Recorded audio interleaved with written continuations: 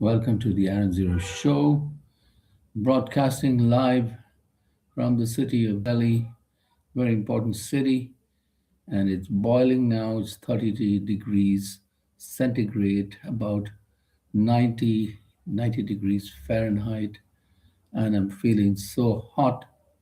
I want to take it all off, but I can't. Then YouTube will close my channel. And so, what do we have here? We have the 26th day of the unnecessary and illegal war, the Iran war. And it looks to me like Mr. Trump is only playing for time before he thinks he can attack Iran, mount a ground invasion. And so about 7,000 troops are being put into place, that side, Iranian side. And nobody would do that if they did not have invasion in mind. And Mr. Trump's idea of talks is to give you an impossible deal, which you don't want, where everything is against you, which is the deal that he is giving to Iran just now. They cannot have any ballistic missile production. They have to give away all the uranium to USA and things like that, which no self respecting country will do because that amounts to internal interference in a country, and then the country changes from a sovereign country to a banana republic, like the case of Venezuela, whose leader was kidnapped. Mr. Maduro might be an evil guy, but that is for the Venezuelans to decide what they want to do with him.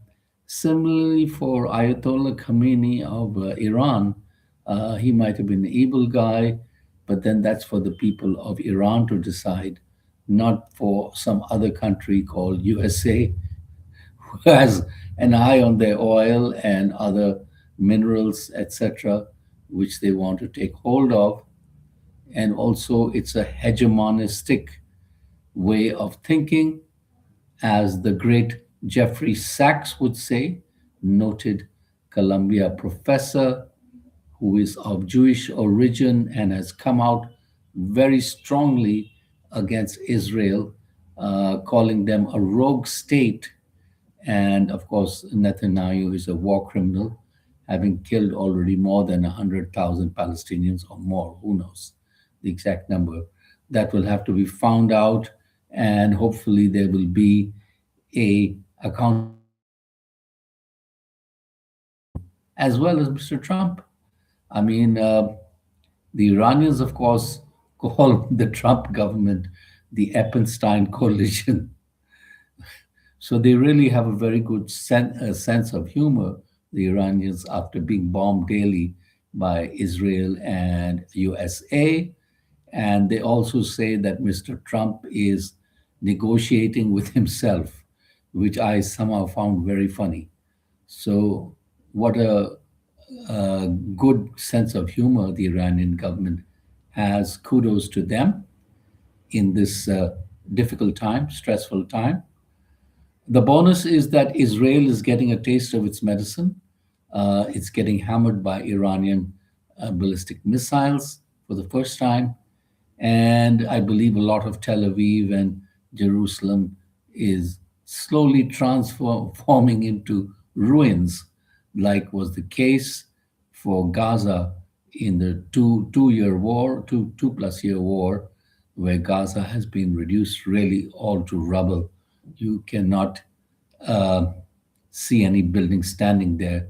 So that's a gross violation of human rights to attack the civilian population. I'm sure it's against the UN Charter, and Israel should be fined to the max, and it should be forced to pay war reparations to the Palestinian government and be forced to rebuild Gaza. They should be forced to part with billions of dollars, if not a trillion. And that's all the money they get from Uncle Sam. And the same is with Iran. They should be forced to pay Iran reparations because remember, they attacked Iran unilaterally, both this time and in the earlier 12-day war, where both USA and Israel attacked Iran and the nuclear facilities, etc. And that is the idea. It's a bad game plan and it continues. And now Mr. Trump's game plan is to control the Strait of Hormuz, which would be very difficult for him because the Iranians are very well positioned. They have laid mines around that area, including the Karg Island, which is their main oil exporting hub.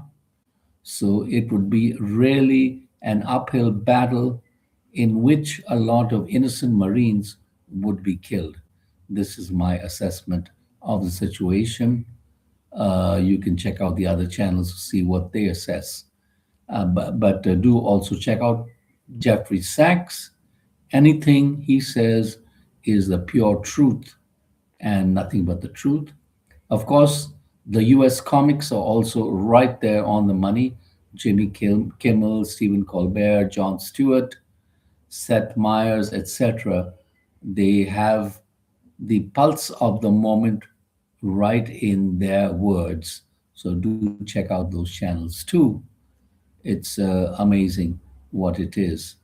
And of course, other commentators have said that Mr. Trump is doing this purposely so that the Epstein files can go away. Unfortunately, the Epstein files have been like a cat let out of the bag, and it's now impossible to control it. It's running all over the place, and every day newer and newer names are there. And of course, the game plan there is to protect Mr. Trump and all his pals from incrimination. That is the main plan. Though Mr. Trump is there on too many records as saying Epstein was a great friend and this and that and blah, blah, blah. And my feeling he has used his services because if you know somebody for 25 years or whatever, and you have a common interest, so you would be getting together and using each other's services, whatever you can do. I will not go into what those services were here. Otherwise, YouTube will cancel my channel. So, but they're out there in the news for anybody to see. And of course, 70% of Americans, as per the latest polls, are absolutely fed up with Mr. Trump's war plans and war maneuvers because that was not what they signed up for. And the MAGA supporters of Mr. Trump will get a real wake up call if their sons and daughters return home in caskets instead of coming home alive. So that is a horrible truth, but a sad truth.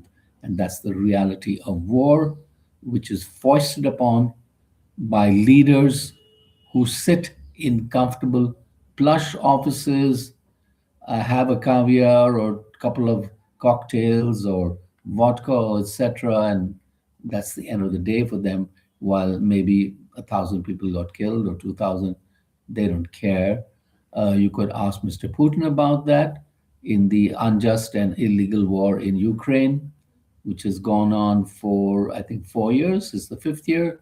Million Russians have been killed, and Mr. Putin doesn't bat an eyelid even for that. It's all been worthwhile, according to him. So that is where we stand on the world stage: unnecessary wars, illegal wars. And one would have thought that after two world wars, the people in positions of power would wake up and think twice, think thrice, think 10 times before starting a war. Dialogue and diplomacy is the best deal. And even if it does not yield results immediately, there's no harm in continuing and continuing and continuing to try, and primarily saving human lives and not giving punishing civilians for your ideas, which is what's happened in Iran just now. I believe 1,500 or more people have been innocently killed, and including the horrible incident where about 168 girls of a school were killed.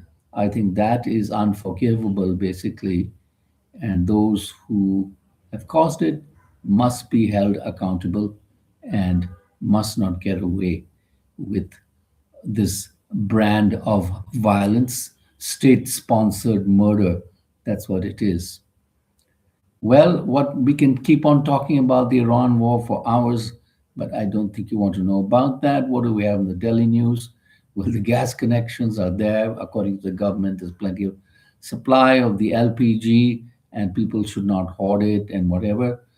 And the Delhi government is making more piped gas connections available in the area. Apparently, they have done about 30,000 gas connections, that's piped gas, in the month of March, but they are having a problem to send gas or have piped gas in the so called unauthorized colonies, slum colonies, because the roads are narrow and the habitation may not have proper ventilation, etc. So there it would be dangerous to put in piped gas. So I would think that the arrangement would be to continue to have LPG cylinders, especially for the poorer areas. I myself did a little bit of research and I found that electric induction cookers are as good as gas, infrared and microwavable, and they cook all the food without all the nuisance of waiting for gas cylinders. So maybe that's a way for the cities in India and especially in Delhi to move forward. They range in anywhere in price from 2,000 rupees onwards, and they're quite good, quick, and efficient as long as you have electric power. So you'll be okay on that.